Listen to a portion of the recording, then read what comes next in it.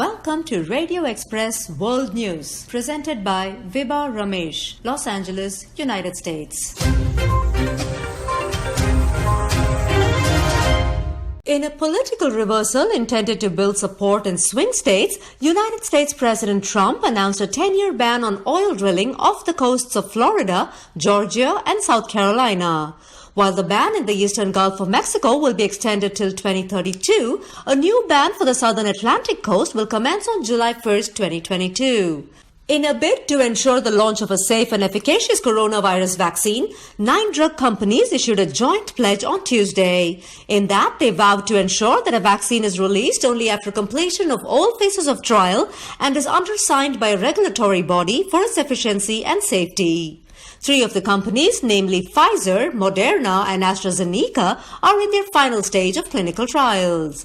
The other 6 companies that signed the pledge include BioNTech, GlaxoSmithKline, Johnson & Johnson, Merck, Novavax, and Sanofi. On Tuesday, senators returned to Washington where their leader Mitch McConnell pressed for the scaled-back stimulus package, which entails $300 a week in unemployment benefits and an allocation of $105 billion for schools and funding of the USPS.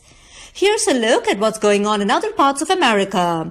In a sudden twist, West Virginia, which was the last to have a confirmed case and maintained a relatively low number of infections, has started showing a spike in COVID-19 cases. New York Governor Andrew Cuomo announced the latest requirement of travelers from Delaware, Maryland, Ohio, and West Virginia to quarantine for 14 days. He also stated that boxes for absentee ballots will be installed at early voting sites from October 24th to November 1st.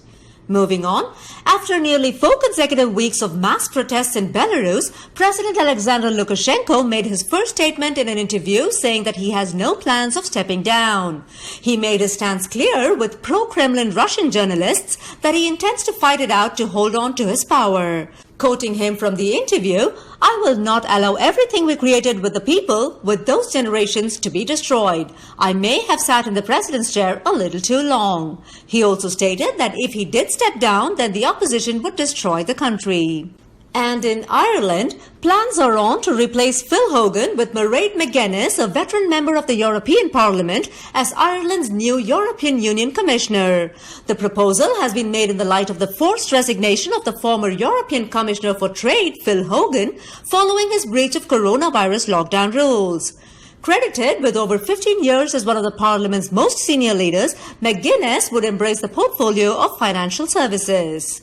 Over to India, standing in the second position in new daily cases of coronavirus in the world, the resurgence of the virus, especially in Punjab, has led to the reinstating of lockdown.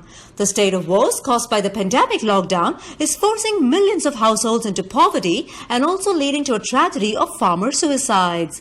According to Vikas Rawal, a professor of economics at the Jawaharlal Nehru University in New Delhi, the maximum number of farmer suicides happened in the last 2 months.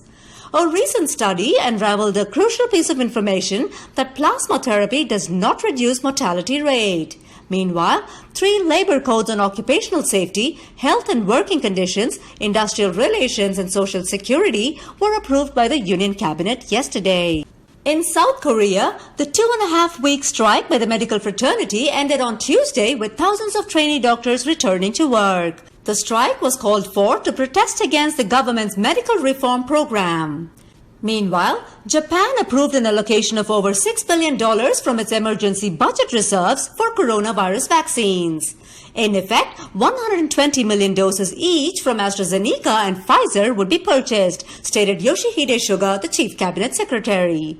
While the former will be bought early next year, Pfizer would supply its vaccine by the end of June 2021.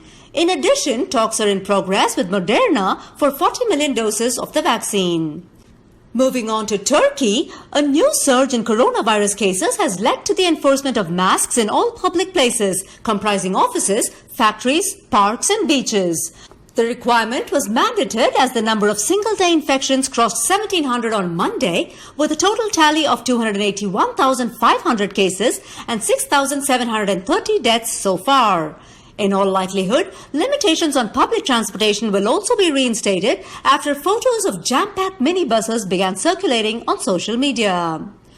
Refugee camps in Jordan recorded its first confirmed cases of the virus among Syrian refugees, where 2 Syrians tested positive for the virus. Announcing the case, the United Nations Refugee Agency said that the infected were transferred to an isolation site near the Dead Sea and their contacts were also being tested and quarantined.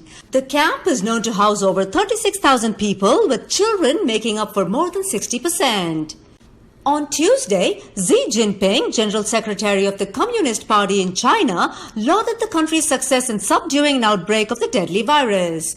In a televised ceremony, he honored local officials and the healthcare staff.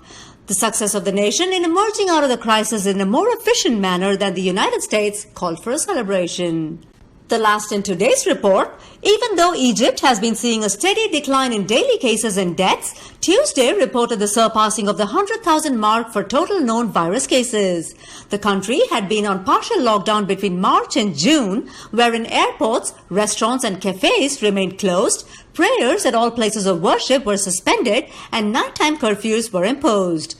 That said, life is getting back to normal with the lifting of most of the restrictions. With that, we come to the end of this news bulletin. Thank you for joining us. Please stay tuned for the next program on Radio Express. To receive Radio Express English news and English programs in your WhatsApp, please send a WhatsApp message, English programs, to 90727 95547. And please subscribe to our YouTube channel, Radio Express. Thank you.